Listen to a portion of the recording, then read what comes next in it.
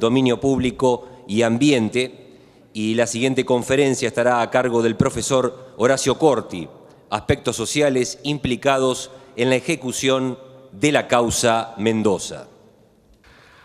Bueno, buenas tardes. Bueno, muchas gracias ante todo la presencia de ustedes con este día tan precioso, estar acá, lo cual ya significa una enorme dosis de sacrificio. Y ante todo le agradezco a los organizadores, a la asociación que tiene la verdad, la amabilidad y el riesgo de invitarme a mí a estas jornadas, a Homero, que fue el que personalmente me invitó y que la verdad que siempre que participo, en otra oportunidad, en un homenaje al gran maestro Muñoz, es siempre un honor estar acá. Y algo muy difícil, luego de que haya hablado antes otro maestro como el profesor Greco. Así que en esas circunstancias, la verdad que es una situación muy difícil de superar. El tema que me tocó, que se refiere al derecho ambiental y que específicamente voy a hablar sobre el caso Mendoza y trataré de señalar algunos de los aspectos tal vez menos transitados de esta causa, que es muy conocida por todos y que se refiere básicamente a ciertos aspectos sociales muy importantes que están involucrados en esta causa. Me gustaría señalar desde ya que voy a hablar desde una perspectiva singular y voy a presentar el problema o cómo veo yo el asunto desde la perspectiva de la defensa pública. Sí, cargo que modestamente actualmente ejerzo y que me ha llevado a tener una percepción no académica sino parcial y puntual sobre la significación de este caso. Es cierto que nadie habla de un lugar no neutral, la academia tampoco lo hace, sin embargo, al menos mantiene la pretensión ilusoria de no hablar desde un lugar en particular. Igualmente, bueno, yo lo hago desde esa perspectiva y me gusta explicitarlo para que no haya confusiones y no hacer pasar por objetivos juicios que son reflexiones desde un lugar en particular. Y esto es muy importante en esta causa porque están en juego una pluralidad de actores políticos, sociales, jurídicos y económicos. Y cada uno de ellos tiene una visión muy específica del problema de acuerdo a la experiencia que está llevando en ese problema. Hay una visión que seguramente tienen los miembros de la Corte, los jueces delegados, la CUMAR, los diferentes gobiernos involucrados, las defensorías del pueblo, organizaciones de la sociedad civil, es decir, es un caso judicial que involucra un sinnúmero de actores.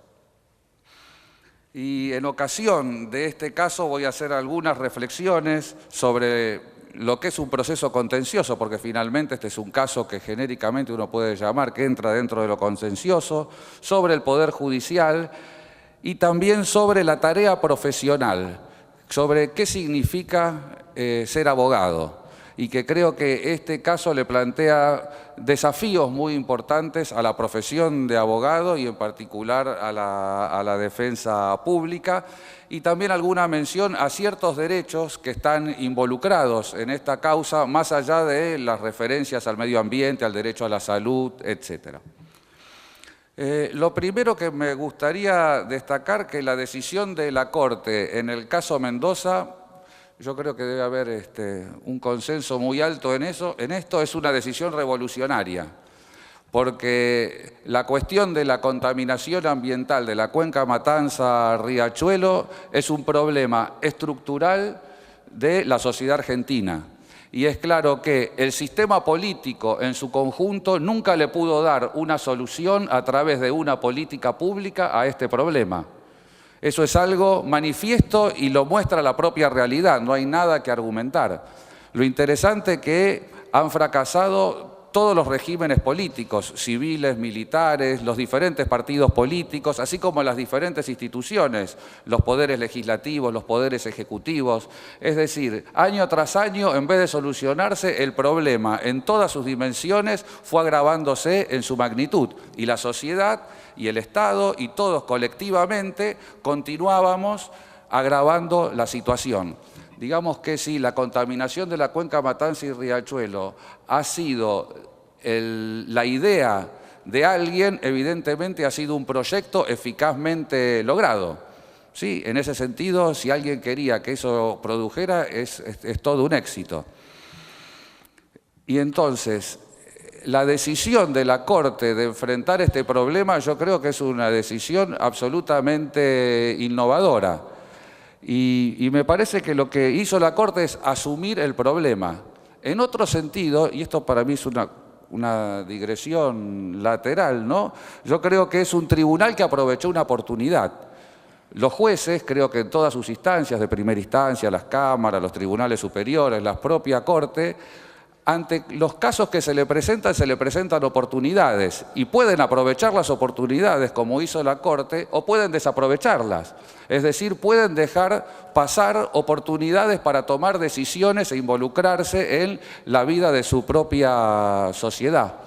Y es interesante ver por qué acá hay varios colegas, yo vengo de la ciudad de Buenos Aires, y yo tengo la experiencia de muchos jueces que dejan pasar oportunidades, es decir, que tienen la posibilidad de tomar una decisión significativa sobre un problema y hacer algo que luego va a ser un hito en la solución de ese problema y sin embargo dejan pasar la oportunidad. Y en general lo hacen con la manipulación abstracta de argumentos jurídicos que tienen una apariencia de total racionalidad, pero cuando uno lo vincula con la realidad del problema, uno se da cuenta que son jueces que resuelven de espaldas a la realidad. Doy un ejemplo y que tiene mucho que ver con la problemática también que estamos tratando, que finalmente es la problemática habitacional de la ciudad. Recientemente la Defensa Pública solicitó ante un juez la urbanización de una villa, de un barrio que es la Rodrigo Bueno, un barrio que tiene más de 20 años y que forma parte de la geografía de la ciudad. Y una sala de nuestra Cámara de Apelaciones denegó ese pedido. Y lo denegó sin siquiera haber ido a ver cómo viven las personas en ese barrio, y con argumentos sobre la reserva ecológica, una serie de cuestiones que pueden decirse en abstracto, pero no los puede decir alguien que puede estudiar cuál ha sido la historia de la reserva ecológica y de ese barrio, que son algo que tuvo una historia en común. Entonces, decir que no hay un derecho a la urbanización es una situación totalmente irreal. Claro, ahora tiene el Tribunal Superior la oportunidad de tomar una decisión razonable al respecto. Digo esto de las oportunidades porque esto hay que vincularlo con otra cuestión que es interesante sobre la labor de los jueces, porque en otro sentido los jueces, por su imparcialidad, no eligen los casos que tienen para resolver. Para eso está el sistema de asignación de causa, las excusaciones, recusaciones, es decir, todo un sistema que asegura la imparcialidad, a diferencia de una autoridad administrativa, de un Congreso que decide en qué momento o sobre qué va a actuar. Pero ya teniendo el caso, un juez, un tribunal o una corte puede aprovechar la oportunidad o no y asumir los riesgos que se implica, y esos riesgos van a tener una correlación con la magnitud del problema. Y miren ustedes la magnitud de lo que ha sido el problema de la contaminación de la cuenca Matanza-Riachuelo de décadas, y la Corte efectivamente lo asumió. Y en ese sentido hizo algo que un sentido común jurídico considera que los jueces no pueden hacer, y es involucrarse activamente en una política pública. Y quizá en una de las políticas públicas no económicas más significativas que existen hoy en la República Argentina, que es el saneamiento de esa cuenca. Bien, uno de los aspectos de la decisión de la Corte, que es el que a mí me interesa destacar, es la mejora de la calidad de vida de los habitantes de la cuenca. Es decir, hay un lugar, una zona que tiene un riesgo ecológico manifiesto y hay personas que viven en ese lugar. Entonces la cuestión es, ¿qué sucede con esas personas? Una de las innovaciones de la Corte fue, como todos saben, delegar la ejecución de la sentencia en un juez federal. En su momento fue el juez federal de Quilmes y luego, por diferentes vicisitudes, por todos conocidos, en el año 2012 le dio la ejecución de la sentencia a 2 jueces federales, al juez federal de Morón y a uno de los jueces federales de la ciudad de Buenos Aires, el 2 y el 12. En general, la mayor cantidad de cuestiones la tiene el juez federal de Morón y algunas cuestiones relativas al control de ciertos contratos sobre el suministro de agua, etcétera, etcétera, lo tiene el juez Torres en la capital federal. Acá señalo una dificultad y, claro, la idea de la Corte es, bueno, concentrar en jueces ejecutivos y imagino que los jueces penales tienen esa cualidad para resolver todos los problemas, pero imagínense ustedes la cantidad de problemas que están involucrados en esta cuestión y que se refieren a una enorme cantidad de ramas del derecho. Esto hace que la gestión cotidiana de estos juzgados sea muy dificultosa y en el caso particular de la cuestión social, que es una cuestión finalmente contenciosa, tenemos una problemática contenciosa atravesada por los derechos humanos, para decirlo genéricamente, que tiene que ser tramitado, resuelta por jueces penales, que a su vez son delegados de la propia Corte, con una problemática muy grave y es que cada vez que un actor de ese proceso tiene que discutir una decisión de ese juez, como no tiene una alzada, la discusión es a través de un recurso extraordinario ante la Corte, con lo que imaginen el tiempo que implica la tramitación de un recurso extraordinario para resolver cuestiones interlocutorias o de trámite, un sinnúmero de cuestiones de detalle que se dan en estos expedientes. En el caso particular, a su vez, de los vecinos de la ciudad, se le da la circunstancia muy compleja de que la mayor parte de sus problemas los está resolviendo un juez federal que está muy lejos, que está en Morón. Sí, alguien puede decir que es muy cerca, pero para alguien que está en la ciudad, un juez de Morón es un juez muy lejano y finalmente no es un juez que vive en el territorio sobre el cual se van a resolver las cuestiones. Sobre la cuestión social, en su momento el juez Armela le ordenó a la CUMAR que haga un proyecto integrador y se hizo el plan integral de saneamiento ambiental, donde lo que a nosotros nos interesa dispuso brindar una solución habitacional para todas las personas que estén en riesgo ambiental. Y ahí hizo una distinción muy interesante y que tiene enormes consecuencias en la causa, y es, bueno, distinguir, utilizar algún criterio para individualizar quiénes son las personas que están en riesgo ambiental. En lo que se refiere, además, en la ciudad de Buenos Aires, utilizó un concepto del Código Civil creado en otra época y pensado en otra época, que es el Camino de Sirga, que son los 35 metros linderos a un río, en este caso el Riachuelo. Entonces, se dispuso que las personas que están en el Camino de Sirga tienen que ser relocalizadas y las personas que habitan de forma inmediata a ese Camino de Sirga, pero en cercanía al sector contaminado, eso tiene que ser urbanizado. Claro, es una distinción muy artificial porque finalmente los 35 metros no están pensados por ninguna cuestión ambiental. No es que hay un estudio empírico en cada lugar geográfico territorial que determine realmente hasta dónde llega la situación de contaminación o no. Es una cuestión, digamos así, discrecional, que de alguna forma hay que fijarla, pero a través de un criterio de otra época y pensado para otra forma, con los problemas que eso lleva en la vida real, porque finalmente de lo que estamos hablando, en el caso de la ciudad de Buenos Aires, son una serie de villas y asentamientos, que es el barrio La Madrid, la villa 21-24, la villa 26, en donde delimitar geométricamente el Camino de Sirga significa que en algún lugar del asentamiento uno traza una línea y uno dice a partir de acá hay personas que tienen que ser relocalizadas y a partir de acá hay personas que tienen que ser reurbanizadas. Relocalización es el término que habitualmente se utiliza, pero a mi entender lo que la sentencia de la Corte ha implicado es un desalojo forzoso. Es decir, hay personas que deben ser desalojadas para prevenirlos del daño ambiental que están sufriendo por vivir en donde viven. Lo interesante, curioso o paradójico es que en ese proceso o antes de esa decisión, esas personas no intervinieron.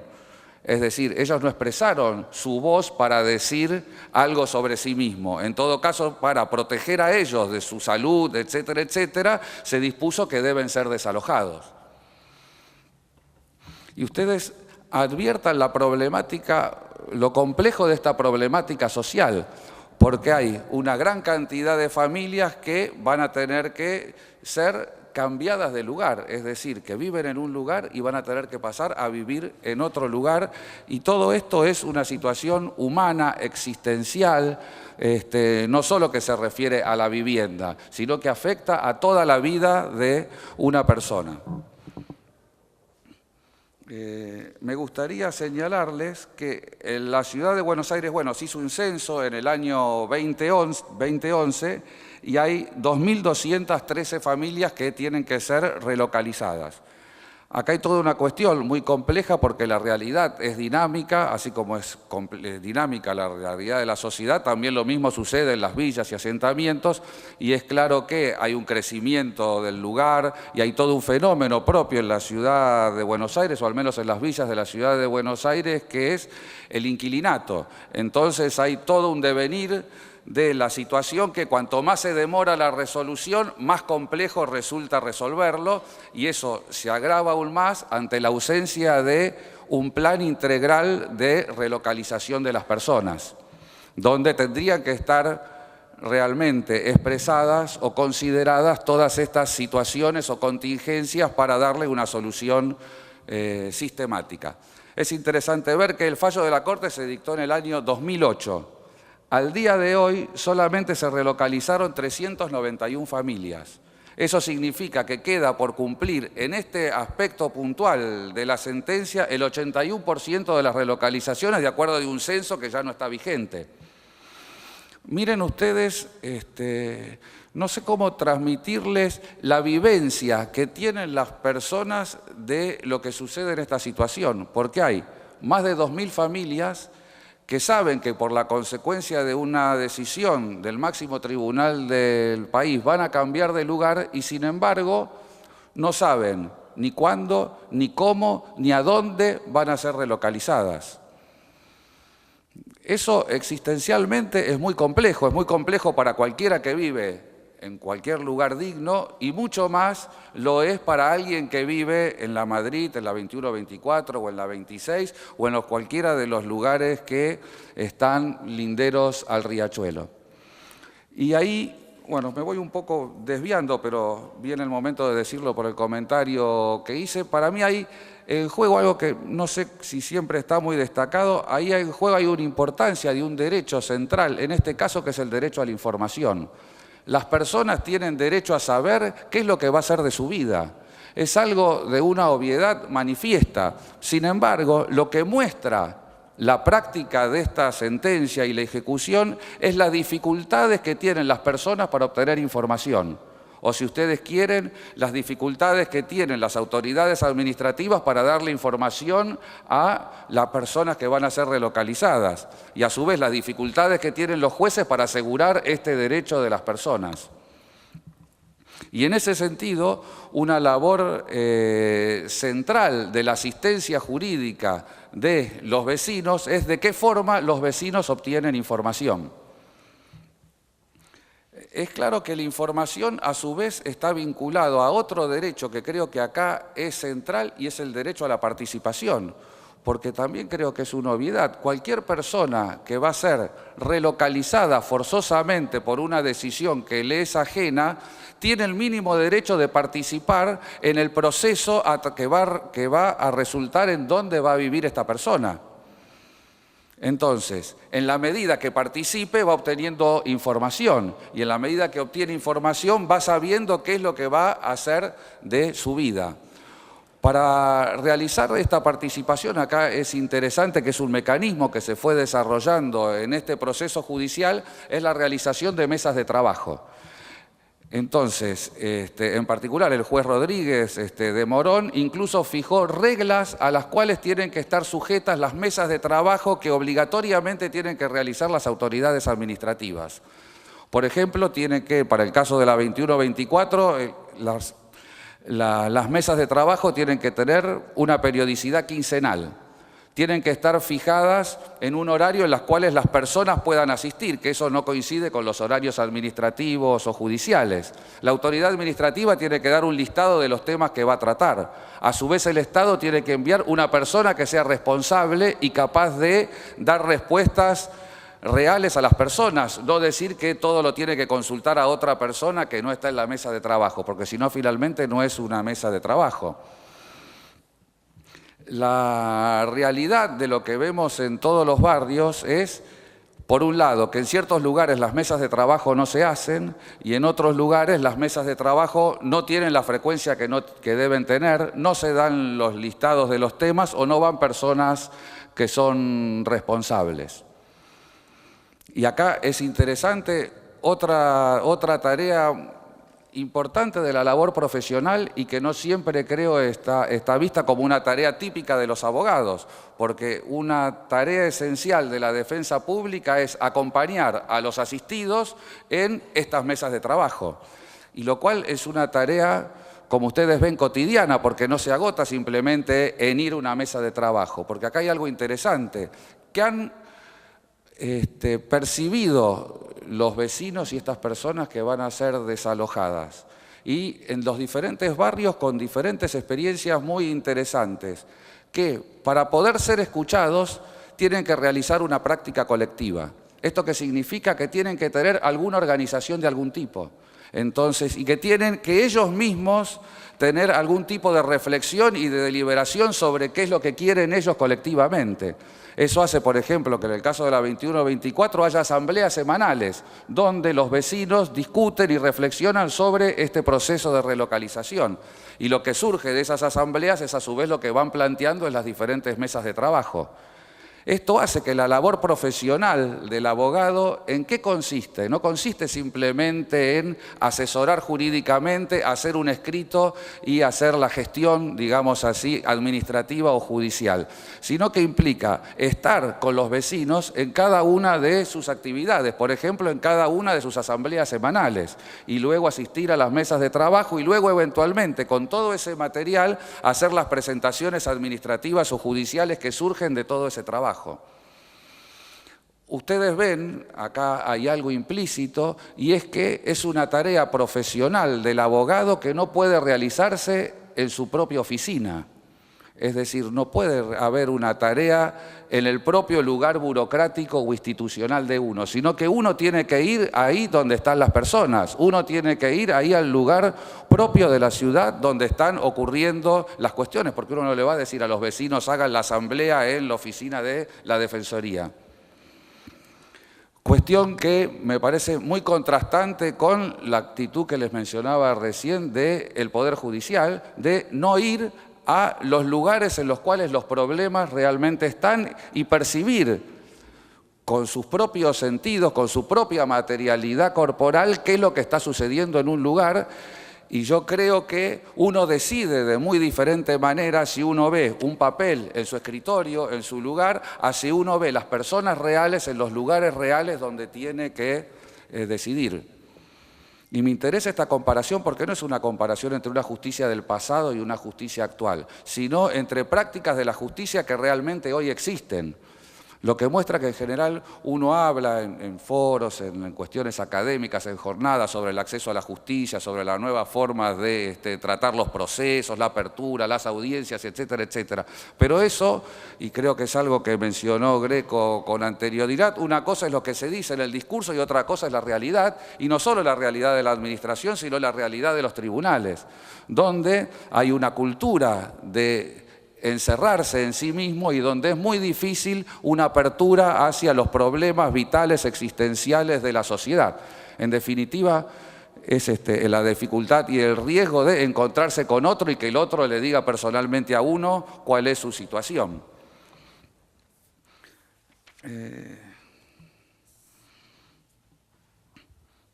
Entonces ven ustedes que acá hay una problemática social muy compleja y también, bueno, lo que uno ve claramente por este bajísimo grado de de cumplimiento de la sentencia, por un lado, la inactividad de los gobiernos y de la administración.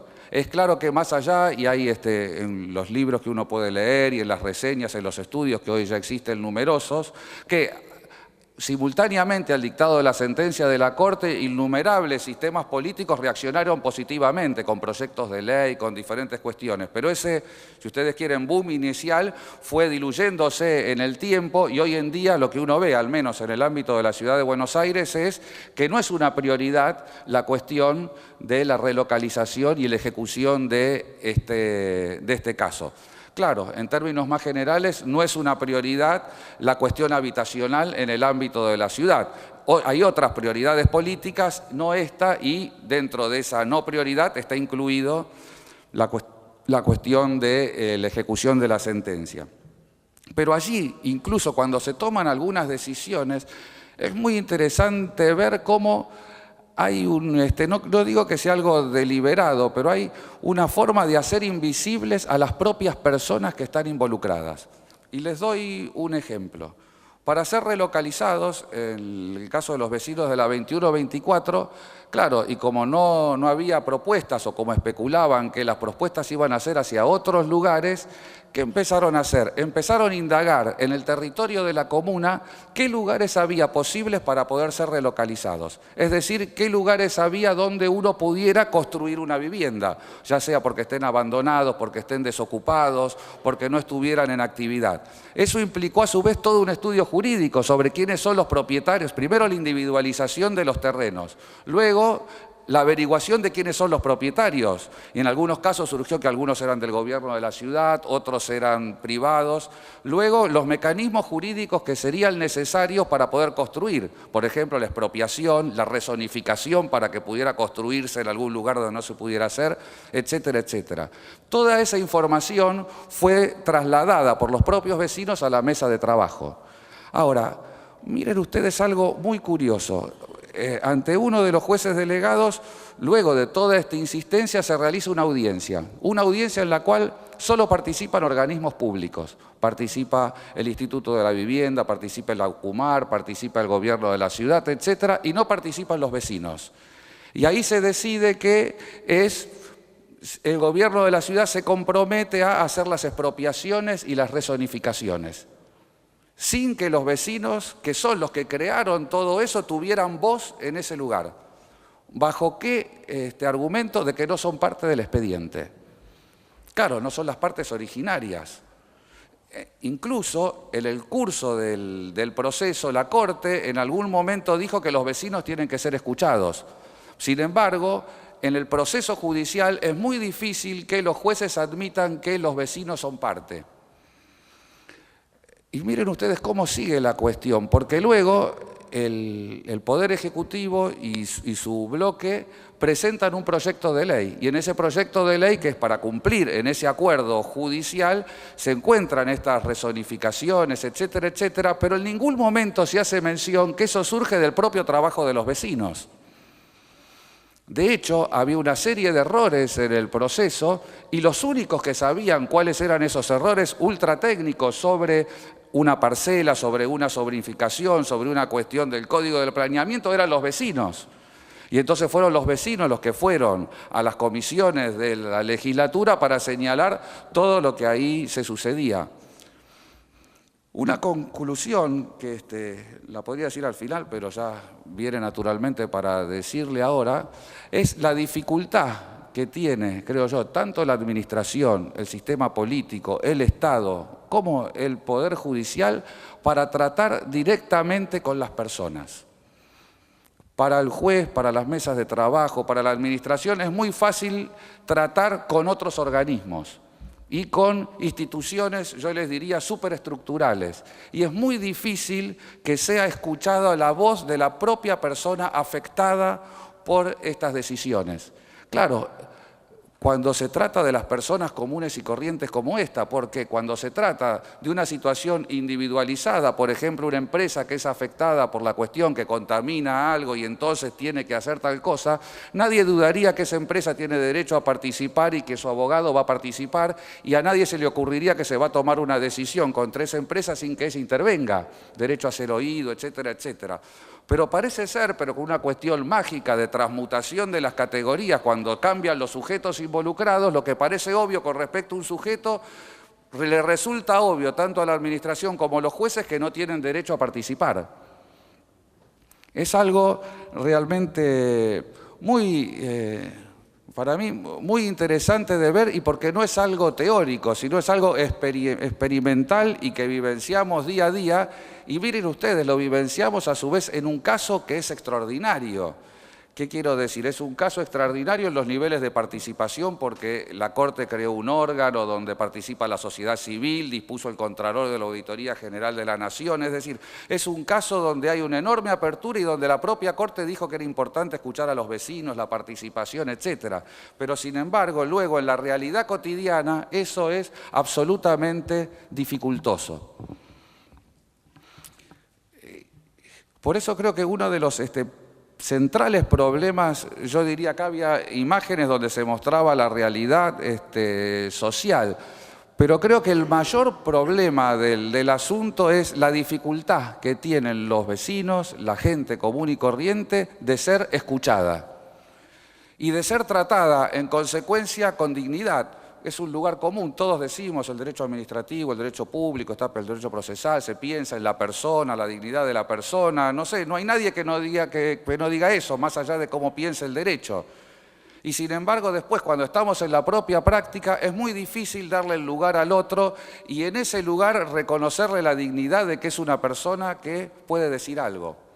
Y ahí me gustaría comentarles otra experiencia del asunto, y es que nosotros tratamos cotidianamente con personas que viven en situaciones objetivamente indignas. Eso es una claridad manifiesta. Y sin embargo, todas esas personas tienen muchísima dignidad al momento de vivir en esa situación. Entre otros aspectos, eso involucra la enorme conciencia que hay sobre la situación en la cual uno vive. Y es sorprendente ver el grado de reflexividad que hay sobre la problemática judicial, sobre la problemática que están viviendo, sobre un sinnúmero de cosas y la capacidad que hay de una persona de discutir con el otro. Una reflexividad que creo yo es mucho mayor que la que uno puede encontrar en ámbitos administrativos o judiciales o académicos, etcétera. Y eso es algo, creo que es muy significativo para señalar, porque en general uno piensa la tarea jurídica de asesoramiento y, si ustedes quieren, la tarea política de la representación, como hay gente que sabe que representa a gente que no sabe, o gente que sabe el derecho que asiste a gente que no sabe. Y en realidad la gente sabe muchísimo más de lo que en general se cree y en realidad muchísimo más de lo que ella cree que sabe. Algo también muy interesante de notar.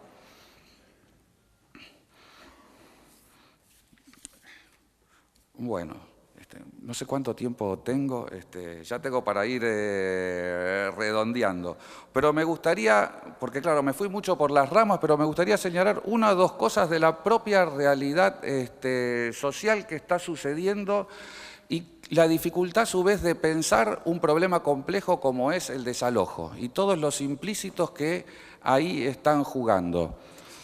Porque, ¿qué sucede con las situaciones que hemos vivido hasta hoy? Hay personas que han sido relocalizadas, ¿no? Unas pocas familias.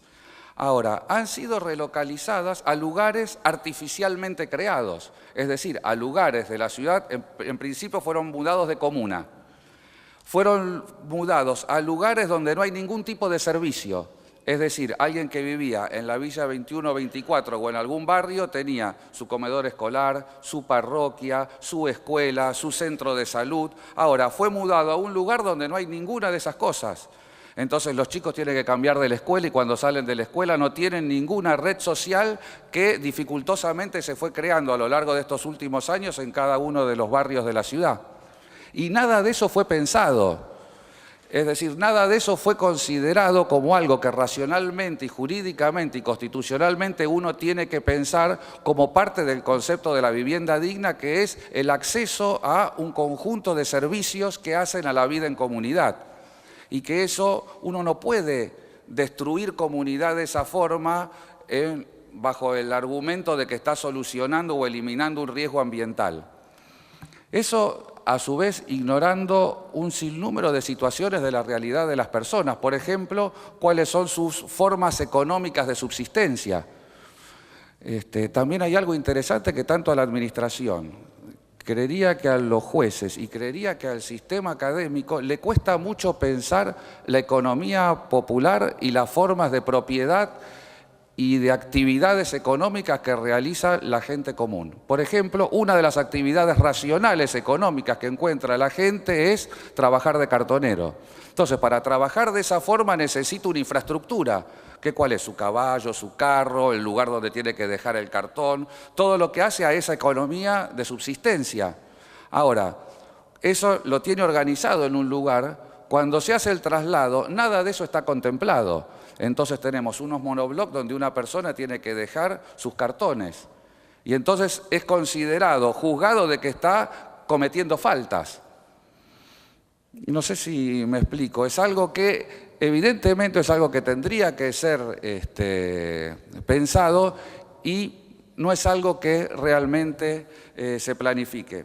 Para colmo, algo que sucede y es que las viviendas a las cuales las personas son trasladadas, todas sistemáticamente tienen defectos constructivos, todas al poco tiempo están dañadas y ninguno tiene servicios públicos efectivamente disponibles al día de hoy, ya sea electricidad, agua, etcétera. Todo está por la mitad y a su vez, algo muy interesante, ninguno de esos vecinos tienen claridad sobre cuál es el derecho real que tienen sobre el bien al cual le ha sido asignado, con lo cual tienen una total incertidumbre sobre cuál es la situación jurídica de ellos con respecto al bien que tienen.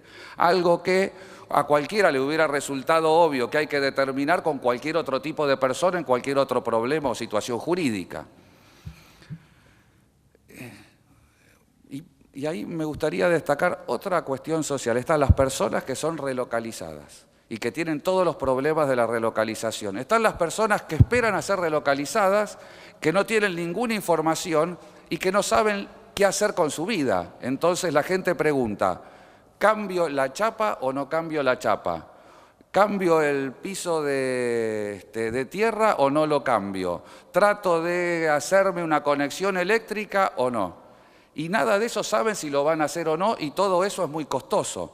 Es claro que es manifiesto que el Estado de la ciudad no valora los bienes de la gente común y corriente. Eso ha tenido una prueba, yo diría clara y distinta, hablando cartesianamente, con el desalojo del llamado barrio Papa Francisco, porque se hizo un desalojo que según la opinión pública fue realizado con todo un éxito y ese desalojo implicó la destrucción de todas las pertenencias de las personas que estaban en ese lugar. Y las pertenencias más valiosas y que le fue muy costosa, sus chapas, sus cartones, etc. Y la paradoja de la política criminal del Estado de la ciudad, expresamente se dice que gran parte de esas personas fueron engañadas y fueron estafadas. ¿Por qué? Porque se les prometieron algo que no se les podía prometer. Es muy interesante cuál ha sido la reacción del Estado. O sea, dado que han sido engañados por alguien privado y se instalaron en un lugar que no podían e invirtieron lo poco que tenían en ese lugar, entonces lo que el Estado hace es los desaloja y les destruye lo que tienen. Una respuesta bajo, no sé cuál es la lógica que está o que vincula la premisa con las conclusiones, pero es efectivamente lo que ha sucedido. Entonces no hay ninguna política para lo que uno puede llamar el mientras tanto. El mientras tanto es tiempo. Y el tiempo, como todos ustedes saben, es la vida de las personas. No es algo abstracto, es lo que transcurre físicamente, existencialmente en nuestra cotidianidad. Y entonces hay personas que no saben qué es lo que le va a suceder con ellas. Y para concluir el cuadro, si ustedes quieren, bastante irracional de la situación, están las personas que son linderas al camino de Silga o si ustedes quieren, vecinos de personas que ya han sido relocalizadas. ¿Y qué es lo que sucede? Y es empíricamente comprobable y muchas de las fotos se refieren a esa situación. Las personas que están en esa situación hoy viven peor que antes. ¿Por qué? Porque uno tenía una casita, si a la de al lado la destruyeron y pasó una topadora, lo que sucedió es que la conexión precaria que tenía de agua, la conexión precaria que tenía de cloacas, todo eso se destruyó. Y a eso se le suman los escombros que quedaron de aquello que está destruido. Y eso significa que hay casas que antes eran secas, que ahora están inundadas. Eso significa que alguien que tenía una medianera que se sostenía con otra vivienda, hoy se está en una situación de absoluta precariedad. Y así sucesivamente. Entonces miren ustedes las tres situaciones. Personas relocalizadas que van a un lugar que no respeta ninguno de sus derechos, personas que no son relocalizadas y deben serlo, pero no saben nada de lo que le va a suceder, y personas que son vecinas de aquellas relocalizadas que pasan a vivir peor que antes. Todo esto es el resultado paradójico de una sentencia revolucionaria.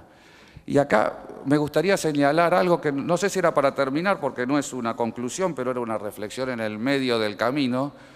Algo que sucede habitualmente en la sociedad es que ante la no actuación del Estado, las personas le reclaman al Poder Ejecutivo, le reclaman al sistema político, le reclaman a los legisladores, y en ese juego de satisfacción o no satisfacción se juega la legitimidad de cada uno de esos sistemas. Ahora, lo que está en juego en este caso, y es algo que uno lo ve con las declaraciones expresas de las personas que están viviendo, es la legitimidad del propio Poder Judicial. Porque si alguien fracasa con esto, no se visualiza que el que fracasa es la administración que no está cumpliendo con una decisión judicial, sino que el que fracasa es el propio Poder Judicial que se involucró en una política pública asumiendo el riesgo de entrar en esa política pública. Y entonces es muy interesante ver las reflexiones que hacen las personas sobre la credibilidad de la tarea de los propios jueces. Claro, algo que los propios jueces tampoco saben, porque si hay algo que les cuesta hacer es escuchar a los vecinos. Incluso cuando se han realizado audiencias en la Corte Suprema, nunca han podido intervenir los vecinos. En todo caso, en una oportunidad, el defensor del pueblo dio la oportunidad para que pudiera expresarse la situación. Pero no hay un lugar expreso, institucional, para que los vecinos racionalmente puedan decir qué piensan sobre lo que la sociedad, a través del Poder Judicial, está haciendo con ellos. Y tal vez puedo terminar acá. Muchas gracias.